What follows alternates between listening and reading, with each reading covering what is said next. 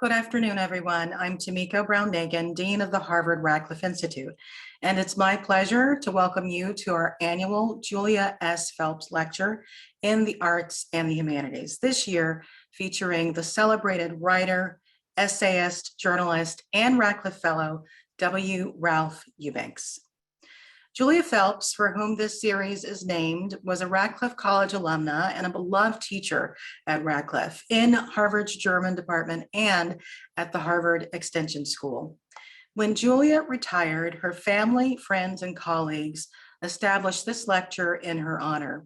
We're grateful that their support has enabled us to welcome remarkable writers and artists each year, including Min Jin Lee, Ayodele Cassell, and last year, Kiese Lehman.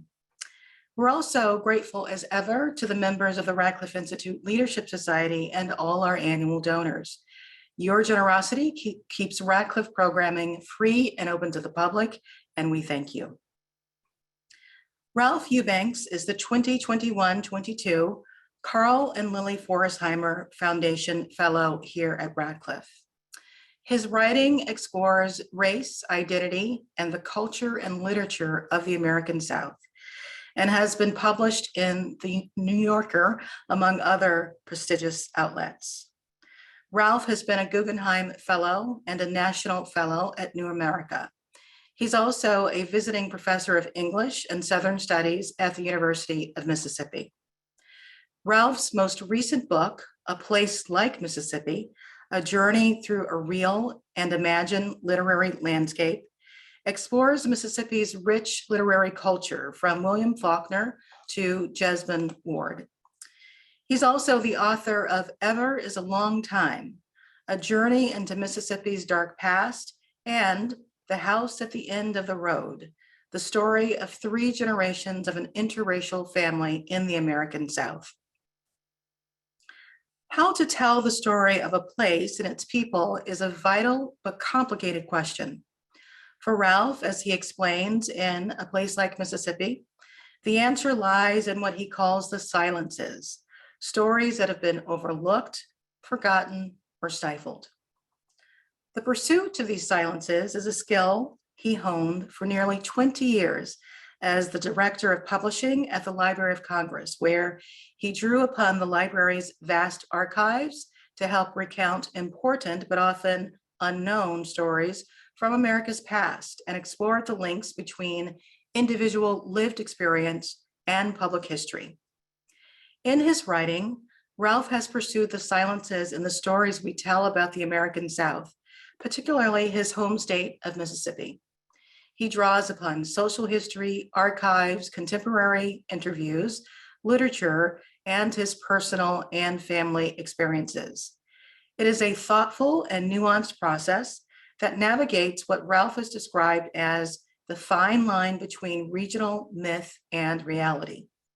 He tells and shows us that stories, well told, can enable us to see new perspectives, reckon with the past and the present, and envision the future. But stories can also conceal, mislead, or mythologize. They don't just entertain or inform, they shape our perceptions and our collective memory. We are the stories we tell, he concludes. In Ralph's current project, which is the focus of his fellowship year here at Radcliffe, he's pursuing another silence, this time in stories about the Mississippi Delta. Blending blues and popular culture, personal history, reporting, archival research, and interviews, Ralph is centering a story of transformation that's overlooked in common narratives about the Delta, and that's the focus of his talk today. This project, like all of Ralph's work, reaches across disciplines to advance our understanding and shines a light on diverse ideas and perspectives. This kind of inquiry and exchange forms the foundation of Radcliffe's interdisciplinary mission, and we're so thrilled that Ralph is a part of our community. After his remarks, Ralph will be joined in conversation by my colleague Randall Kennedy, who is the Michael R. Klein Professor at Harvard Law School. Randall's scholarship examines constitutional law, civil rights, and the intersection of race and legal institutions. He's the author of numerous publications, and his most recent book is Say It Loud on Race, History, and Culture. Thank you, Randall, for being here. Following Ralph and Randall's discussion, we'll turn to audience questions. You can use the Q&A feature on Zoom to submit your questions at any time during the program. We only ask that you keep your questions brief so we can address as many of them as possible. With that, let's begin. Welcome, Ralph. The floor is yours. Thank you very much, Tamika. It's a pleasure to be delivering the Phelps Lecture. And before I begin today, I'd like to thank the Carl and Lily Forsheimer Family Foundation for the support of my fellowship. And thank you in advance, Randall Kennedy, for our conversation.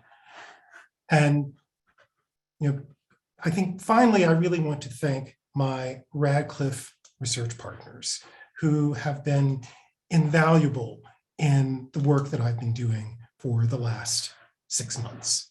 So thank you. One spring afternoon, as I drove near the Mississippi Delta town of Ruleville, I encountered 2 dusty white shotgun houses at the corner of my field of vision. Immediately, I pulled to the side of the road to stop and take a look. These dwellings stood haloed by the glow of the late afternoon sun, commanding me to notice them. This pair of houses were reminiscent of photographs taken by Marianne Post Wolcott as she drove down these very same roads as a Farm Security Administration photographer during the Great Depression. The faintly whitewashed buildings appeared unoccupied, but from my recollection of Wolcott's sepia-toned photographs, I could imagine a whole family gathered outside on the visibly absent front porch, with the dark, loamy Delta soil beneath their feet. Entire families who worked under the feudal system of sharecropping once lived in houses like these. One-room shanties were deemed sufficient for them by the lords of the land who held them in bondage, despite the end of slavery. The buildings serve as a reminder that sharecropping was slavery's successor system. And the circumstances of these tenant farmers bore a profound similarity to the peculiar institution. White planters owned the land in the vast fields planted with cotton. Black laborers were given what they were deemed was their share when the crops were harvested. Sometimes that share was nothing. If you take a map detailing the population of enslaved people in the Mississippi Delta and overlay it with patterns of poverty that exist today, the two correlate directly with each other. It has been nearly 3/4 of a century since houses like those I saw off in the distance were abandoned as people left for Chicago and other points north and west. Consequently, few visible footprints of the old system appear on the horizon. Yet, when the past collides with the present in the Delta, like it did for me that day, you see how history sometimes casts a haunting and sinister shadow. As someone who thinks in photographs, encountering a former tenant farmer's residence provides evidence of what once was. Seeing in living color the black and white world of the past also makes me want to know the story behind the photographs. And it makes me want to know the story of the people who did not abandon those houses, those who chose to remain. What has life been like in the Delta for the people who stayed? The lives of the people who stayed in the Delta is what I've been exploring during my year at Radcliffe. I've been collecting and listening to their stories, particularly from people who are seeking to transform the Delta. As a native Mississippian whose family once lived on that great alluvial plain, I have been visiting that teardrop-shaped piece of land my entire life. In 1956, my family left the Delta, yet remained in Mississippi. When I returned to Mississippi after 40 years away, I learned while interviewing one of my father's contemporaries that he never wanted to leave. He felt he still had much work to do there that could change the fortunes of the Delta. In some ways, this project is a continuation of my father's work. In my lifetime, I have also witnessed how the Delta has become a place with shifting meanings ascribed to it, as it struggles to fit into an evolving South, one that contends with national as well as global forces. The people who have stayed have had to confront the way this place carries the heavy weight of its history and can't seem to break free of it. Cotton may no longer be king, but it still lives here almost like a secular religion. Still, it is the legacy of King Cotton that a visitor to the Delta often sees on the landscape, just as I did that spring afternoon. Mississippi Freedom Summer leader Bob Moses contemplated that legacy back in 1964 in a speech at Stanford University. In that speech, he said, in probably 5 years, the automation of the plantation will be completed. What Moses acknowledged was exactly what Mississippi's white planter and political class had chosen to ignore: the change farm automation was going to bring to the Delta. Moses continued, the labor market on the plantation will be very well stabilized and at a very low point. And the people who come off those plantations will be unemployed and unemployable in our society. They will be permanently unemployed because, first, they don't have the skills. And there isn't anywhere in our whole country a system for teaching them how to read and write, because that was nobody's problem. Who had power, who had resources, who had money, who could tackle that problem? If you look at the Delta today, you see how prescient Moses' observations were. Not only are the poorest counties in the Mississippi Delta the ones with the highest concentration of enslaved people in 1860, they are also the ones in which sharecropping and farm labor were the predominant means of employment more than a century later at the end of the 1960s. And they have the highest rate of unemployment today in the state.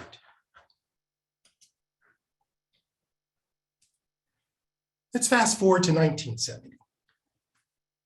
As the civil rights movement began to dim and faint hints of racial progress were springing up across the American South, the poet June Jordan traveled to Mississippi.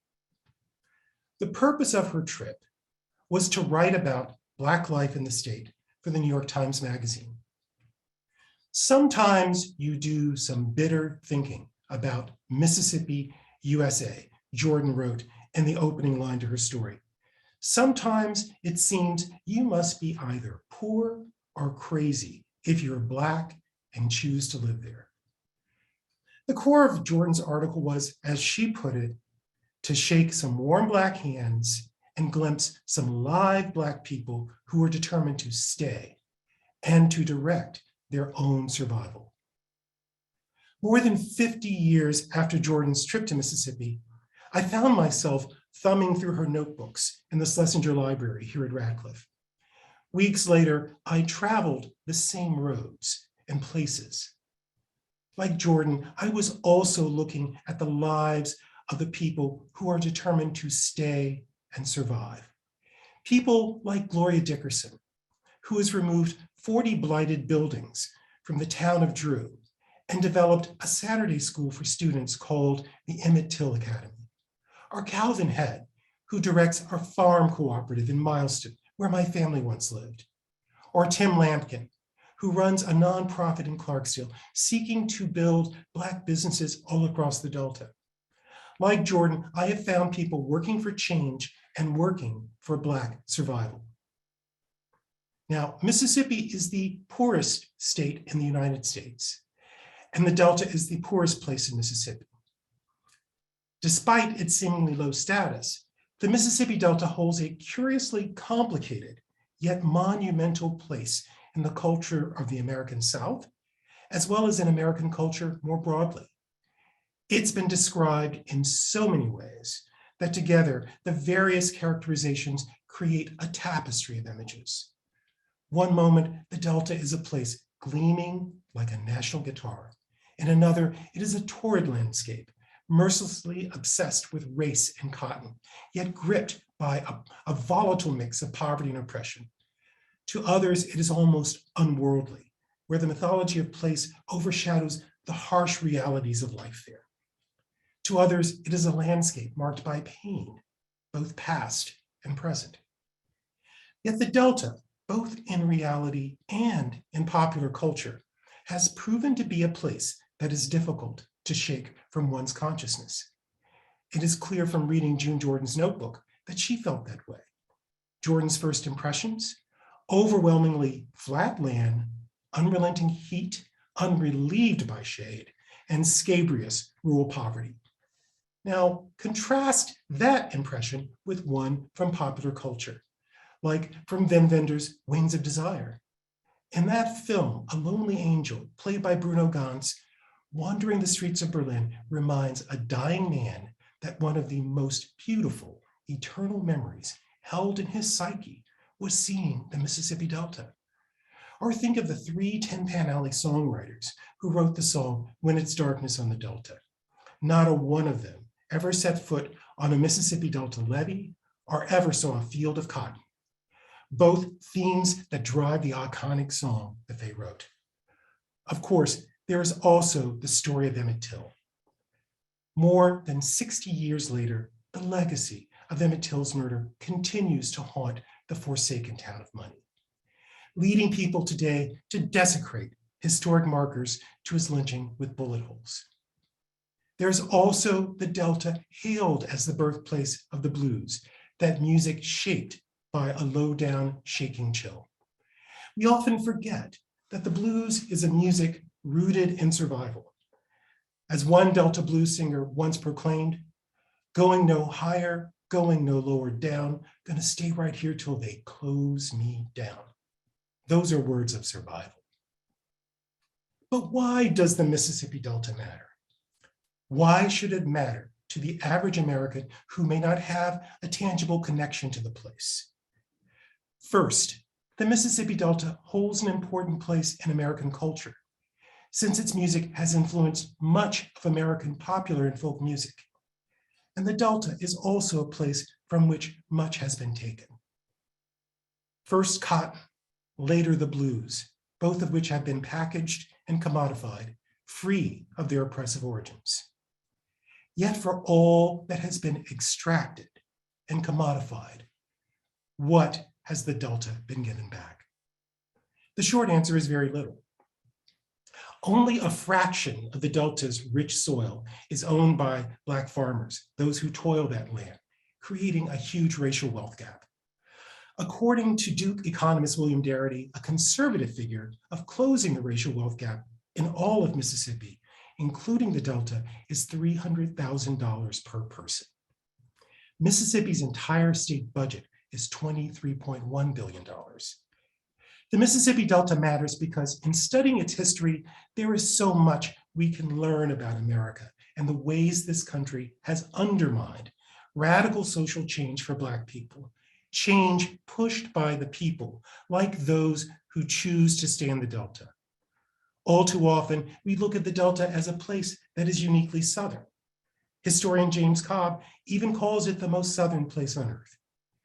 Yet, thinking of the Delta only through the lens of the South obscures that its impoverished state has its origin in American social and agricultural policies that disadvantage not only the people of the Delta, but Black farmers and poor people everywhere in this country. The Delta reveals something about America that we don't like to confront, and that is the ways in which race is an economic construct and not just a social construct. The Mississippi Delta remains tied to its origins as a place where wealthy white landowners retain economic power over the Black population, thus the enormous racial wealth gap. The Delta matters because by learning its history and listening to its contemporary voices, we can begin to understand the racial dimensions of income inequality in this country, as well as its linkage to the legacy of slavery. As Delta residents, activists, and those engaged in philanthropy have told me repeatedly, the Delta is a place that virtually has no middle class. They are the very poor and the very wealthy, and the wealthy are white and the poor are Black. Now, the racial wealth gap is not news, but the Delta helps us see not only the gap, but also the ways the forces of anti-Blackness have perpetuated it for all poor people in America, not just Black people. For example, under Franklin Roosevelt's Resettlement Administration, vast tracts of land were purchased from wealthy white landowners to help begin a communal agrarian, some argued socialist, culture in the Delta. With the Resettlement Administration's establishment of the Milestone Farmers Cooperative, over 100 former sharecroppers, all of them Black, eventually became landowners and gained independence from the sharecropping system. Milestone became a beacon of hope and safe haven for Southerners who believed in Black self-help, like my parents. But by the end of the 1950s, the armies of massive resistance had begun to undermine the progress made at Milestone, and internal tension bubbled to the surface among farm residents. It was these forces that led to my family's departure. Yet Milestone remains the largest segment of Black-owned land in the Delta. But looking at the archives of the Farm Security Administration, there is correspondence there from Mississippi senators and congressmen seeking to block its establishment, as well as other communities like it in the Delta for Black farmers. The archive reveals that there could have been more milestones in the Delta and more Black-owned land, and perhaps a smaller racial wealth gap. But the establishment of more resettlement communities for Black sharecroppers was blocked by Mississippi politicians. The story of Milestone is also linked with that of nearby Providence Farm. Both places sought to reinvent the Delta and held a radical vision that the Delta could be a place that provided a secure life for a farmer, free of being exploited by the white power structure, and also provide access to healthcare. Providence Farm was a cooperative that operated on the principles of social Christianity and was supported by Protestant theologian Reinhold Niebuhr. It quietly nurtured Black farmers for leadership roles that its leaders felt would be coming after World War II. This work went largely unnoticed for nearly a decade. In the end, forces opposed to racial equality led to the end of Providence Farm in what some have described as a bloodless lynching. The Delta also matters because it is here that we can see how Lyndon Johnson's vision for his Great Society programs and the war on poverty could have worked. Of course, Ronald Reagan famously noted that America fought a war on poverty, and poverty won.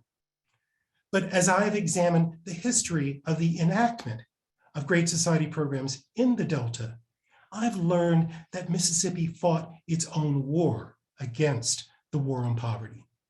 Three powerful Mississippi congressmen, John Stennis, James Eastland, and Jamie Whitten, through their political maneuvering, manipulated policies and programs at the intersection of agriculture, food, health, and welfare, all to maintain white supremacy and to thwart any efforts toward Black advancement in the Delta.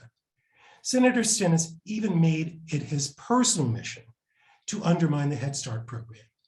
In the end, everyone lost, not just Black people. With respect to food insecurity, today there is much that matches the situation Robert Kennedy encountered in his 1967 trip to the Delta. By looking at that trip and the anti-poverty policy ideas that sprang from it, and then comparing them with what actually happened, the policy failures begin to come into focus. First, Richard Nixon's New Federalism reduced funding for Johnson-era anti-poverty programs and left the poor of Mississippi without advocates in government or adequate assistance during periods of economic distress. Next, the Reagan administration's approaches to rural poverty and hunger, and a push toward an emphasis on market forces and private enterprise only made things worse. Finally, Bill Clinton's welfare reform left standards for cash payments of welfare to the states. Today, in the poorest state in the union, only around 1,500 families receive cash payments when over 200,000 live under the federal poverty line. The Mississippi Delta matters because by studying this place, we can see the ways that we as a nation have failed the poor and allowed them to descend deeper into poverty. With respect to changing the fate of the poor in the Delta, there is the perception by Mississippi politicians that foundations and the private sector can tackle that problem, not the government. As I have studied the role of philanthropy in the Delta, it is clear that philanthropy can only be an incubator for change, not the engine that drives the change. What philanthropy contributes to the Delta per person is the equivalent of $41 per resident. That won't go very far in closing the racial wealth gap that is $300,000 per Black resident. Looking at the numbers, it will take public policy combined with philanthropy to create real change. The Delta is a place that matters to me, and I want it to matter to more people. But I realize that what I see on the Delta's landscape is not what others see. I often refer to the Delta as my Sargasso Sea because the Sargasso Sea is the only sea that exists without shores. It is an extended region surrounded by ocean. When I look at the Delta, that is what I see. People unmoored and adrift, although they live on a great expanse of land with the richest soil in North America. It is a place adrift between what some see as the glories of its past and the tragic poverty and abandonment of the present. That image brings me back to the photograph of the two sharecropper shacks mentioned at the opening. Think about this. If a photograph captures a past reality and freezes it in time, mythology holds the power to overshadow the realities of the past. When I look at those shacks, I see a history of exploitation and pain. But I know others see a romanticized past when they look at that same image and are completely disconnected from that painful history of sharecropping. In my work, I've begun to recognize the ways in which we see the Mississippi Delta and poverty in general in this country are often clouded by mythology that obscure the realities of the past and the present. Mythology keeps us from seeing that the sins committed against the people of the Delta belong to all Americans because they have been committed in our name.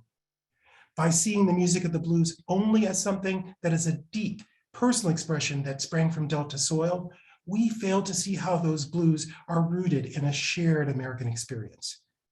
By seeing systemic racism as a myth, we are obscuring the reality of racism's impact not only on the Delta, but on the rest of the country. The Mississippi Delta matters, but it will only matter to more people if we change our way of seeing. To change the way we all see the Delta and impoverished places like it, the quantitative and the qualitative must inform each other. It is important to know the size and scale of the problems faced in the lives of poor people in the Delta, both historically and today. And to change our way of seeing, we must also understand the ways public policy has institutionalized poverty in this country and numbed us from seeing it. But how do we change our way of seeing? To change what we see, we must also change what we know. That means that first, we must understand the ways the Delta was shaped by economic, political, and emotional forces that are American at their core, not merely Southern. And we must also recognize that the same forces that created inequality in the Delta have led to many of the same inequities across this nation. Inequality is not just a problem in the Mississippi Delta. It is an American problem.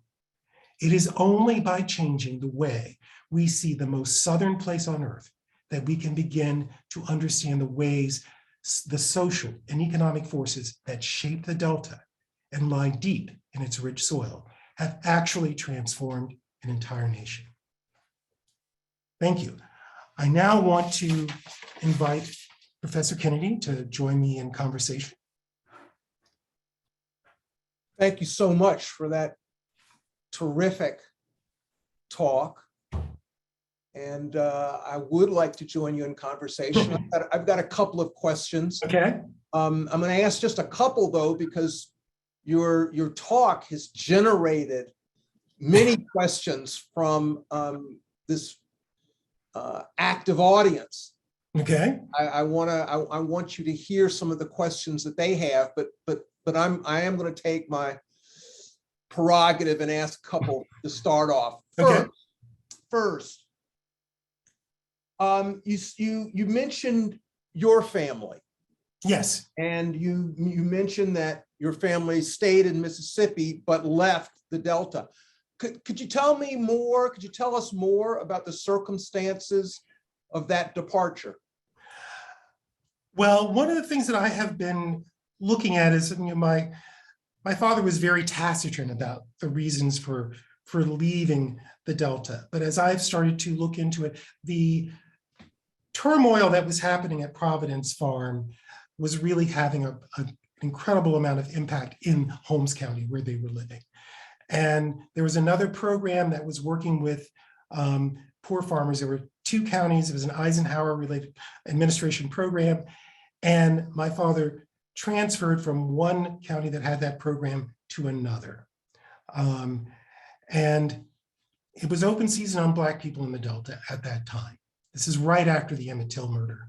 And my mother was there with my two sisters who were very young, and the town doctor called her and said, could you bring the children in to have them vaccinated?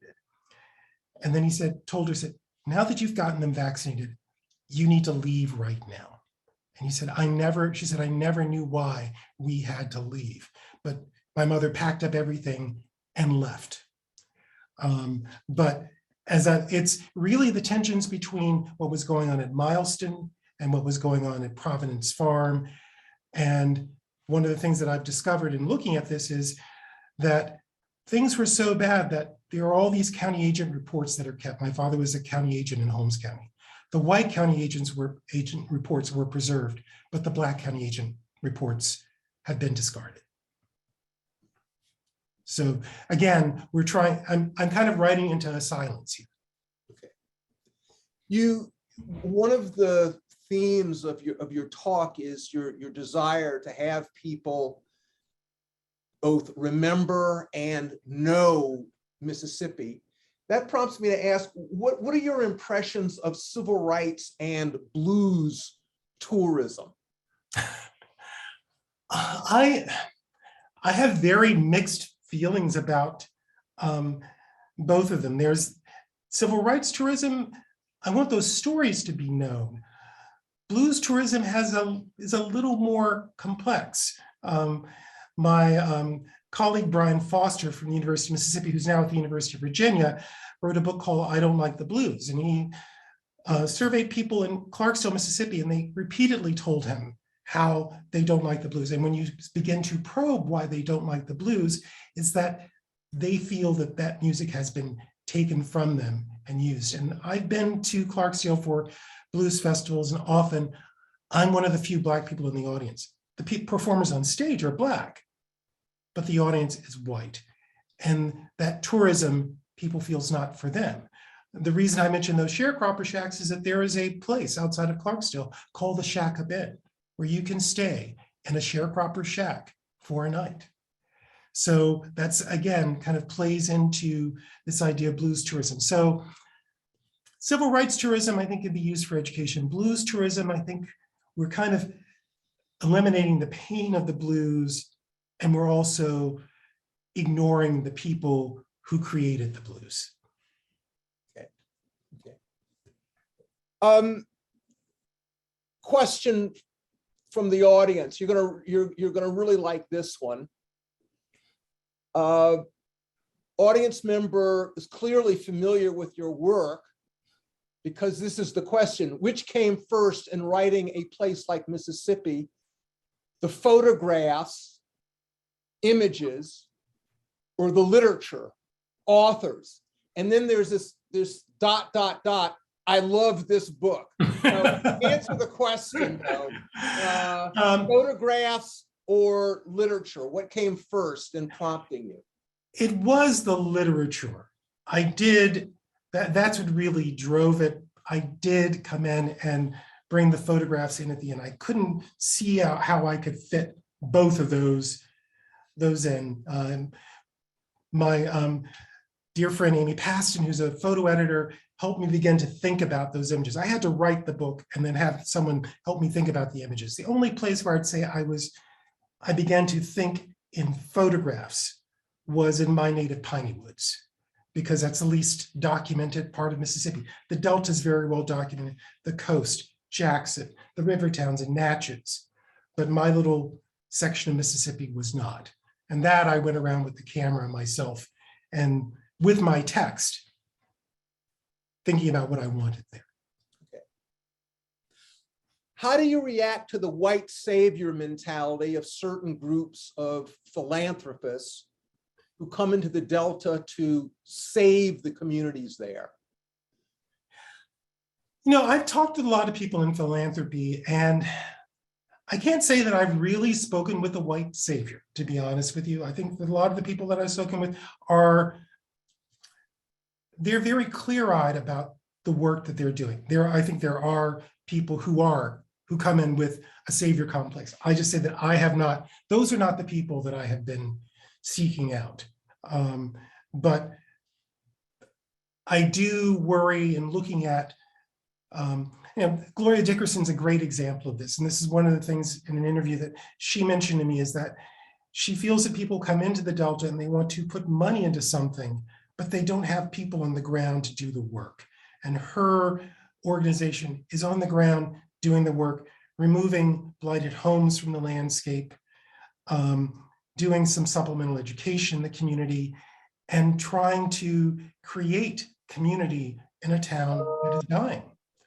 So I have to say, I think having people on the ground is more important, but I know there are people who are coming in with a savior complex. I just have not been talking with them. Okay. In your talk, you say that the Delta is really divided between the very rich, which is all white, the very poor, which is almost all black.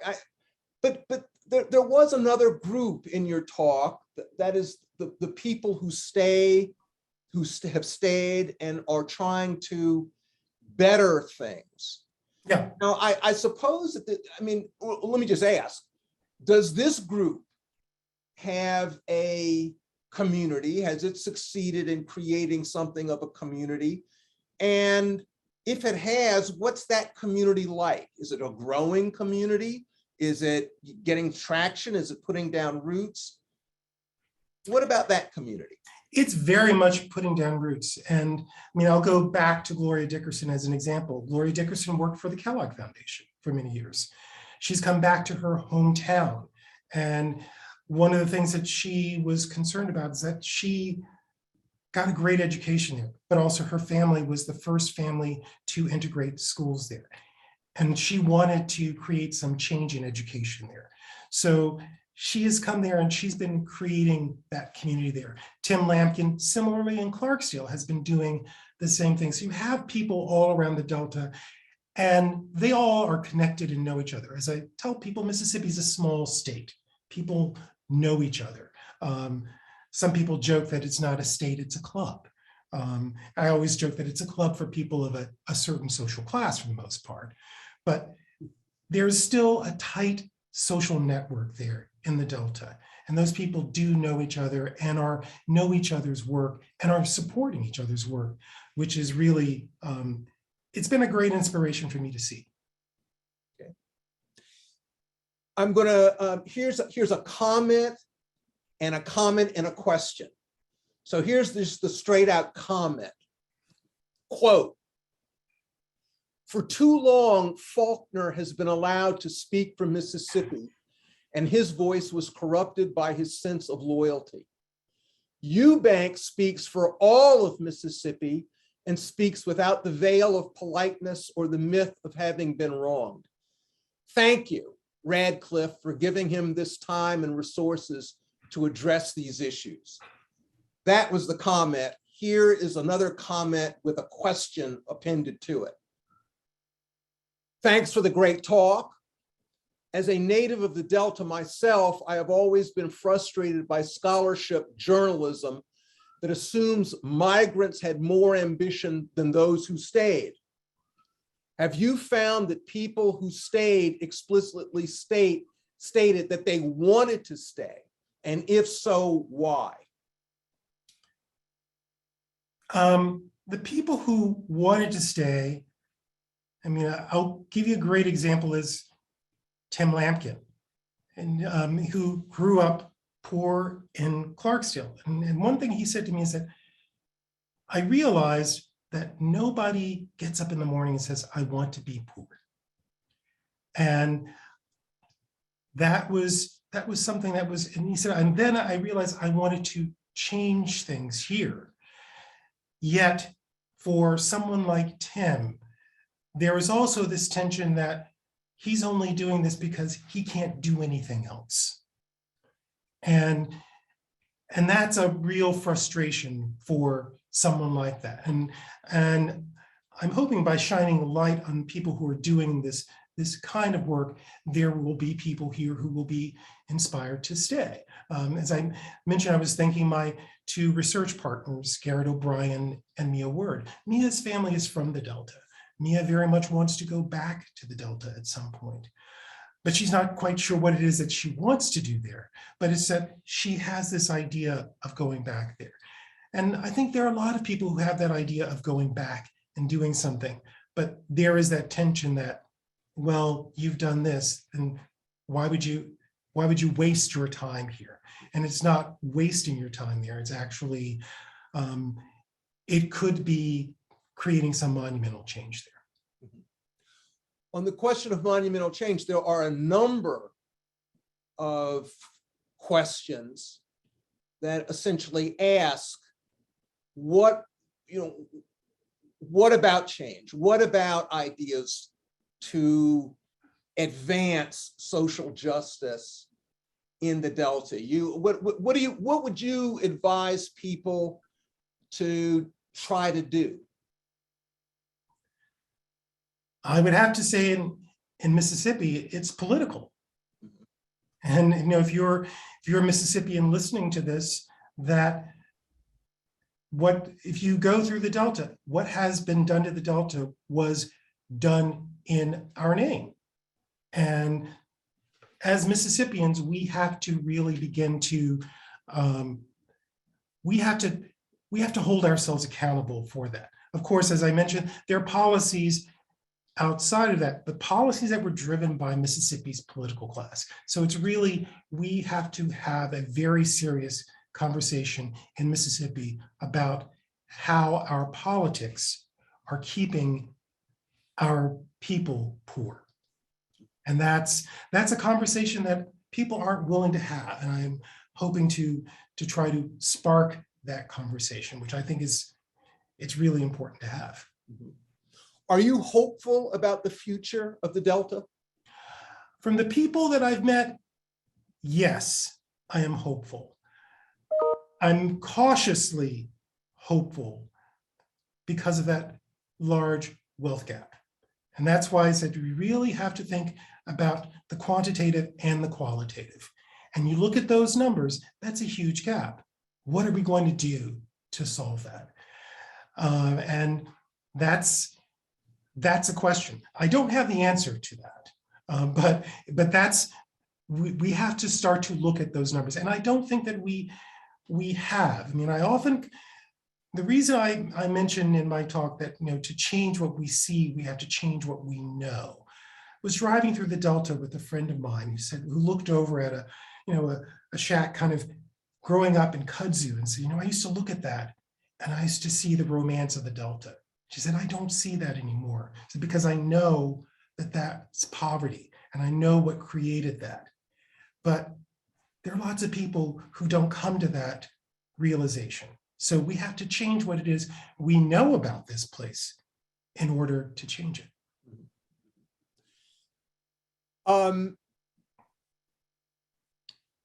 Quote, thank you so much for a wonderful talk, and hello from Jackson. By the way, there are a whole slew of folks from the audience who are Mississippians, but that's an aside. Thank you so much for a wonderful talk, and hello from Jackson. I'm curious about how you see the effect on Delta politics of certain current events. Specifically, Benny Thompson's chairing of the January 6th committee, as well as ongoing discussions of voting rights. I think, and here, this is an interjection from me, I do think it's striking. That's right. What a wonderful comment to make. I mean, Benny Thompson chairing. Who represents the Delta. Yes, on January 6th. So in any event, what's your response to that? Well, the two are very much connected. And but my comment to that has to be somewhat contrarian, I have to say, is that I wish we had more Benny Thompsons in Mississippi representing us. And if you look at the gerrymandered districts in Mississippi, you see the way that the Delta includes that district, but it dips into Jackson. So basically, it takes almost the large majority of the Black population in Mississippi and puts it into one congressional district. Perhaps if we had a different way that it was districted, there'd be something different. We also have a Republican supermajority in a state that is 38% Black.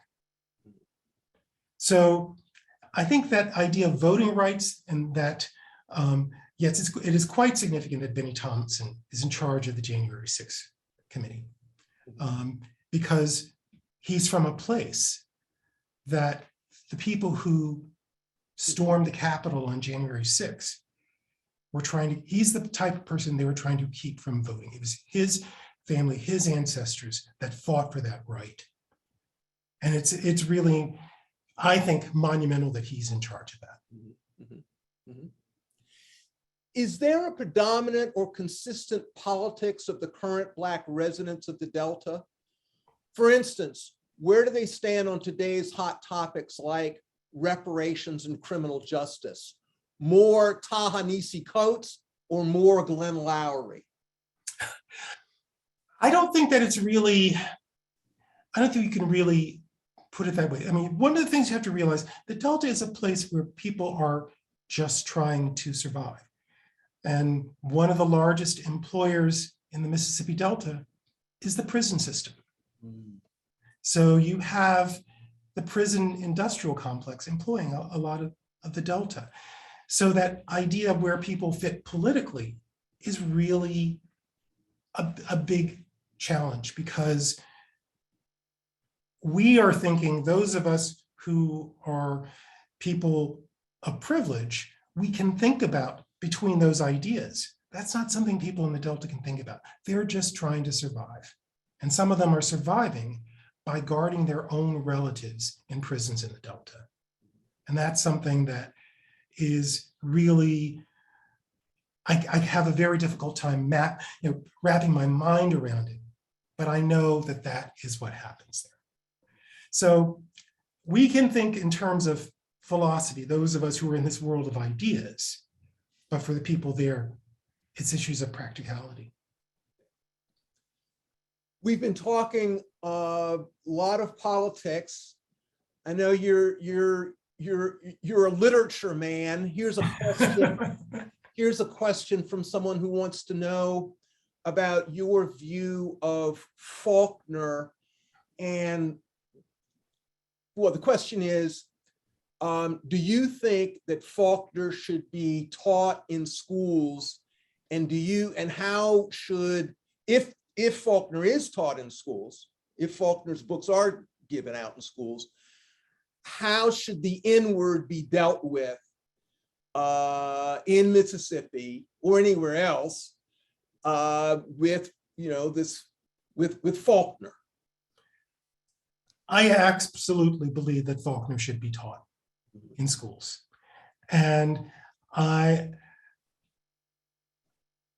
really believe there's so much that we can learn from the work of William Faulkner about, we're talking about the South's past, but then there's so much of that past that lives on in the present.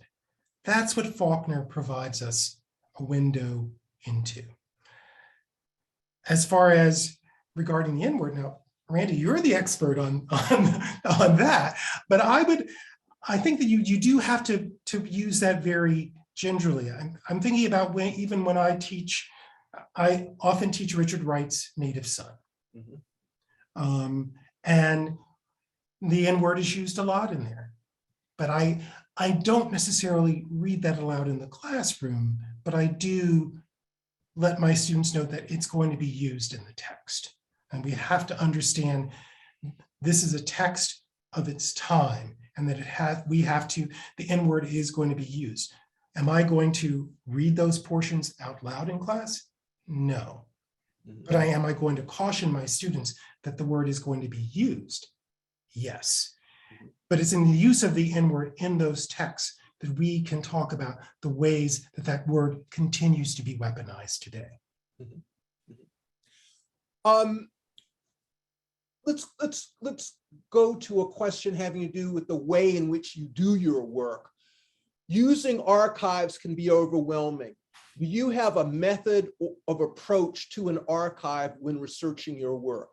Do you look for particular things, or do you follow your heart through the boxes? I love that. Do you follow your heart through the boxes?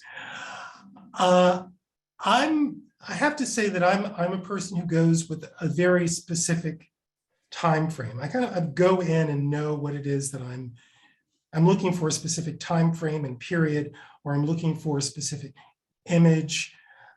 I mean, there have been times when I've followed my heart in the archives, and it's following my heart, it leads me down a rabbit hole.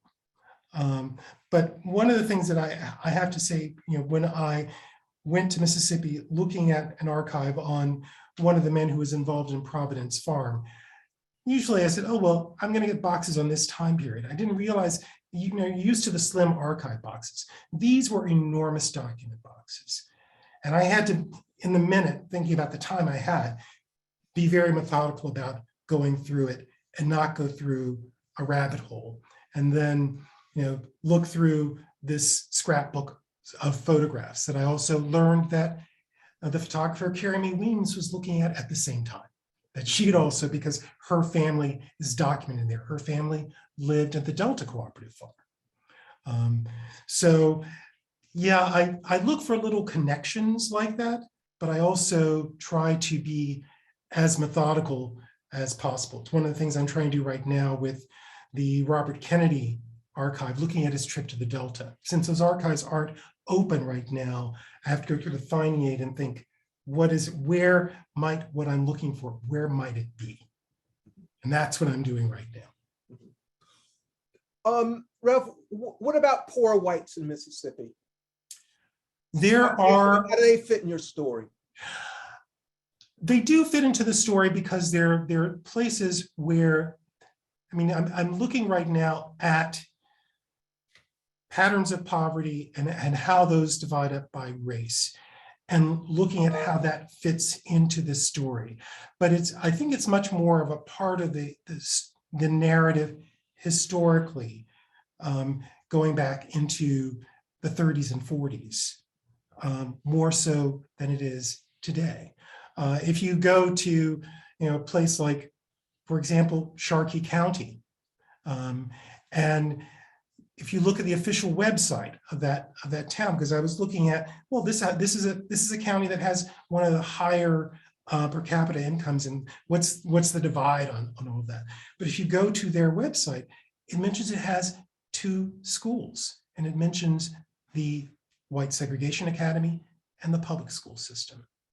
And there you see the divide. So even those who may not be the wealthiest, they are still going to a private school for whites only.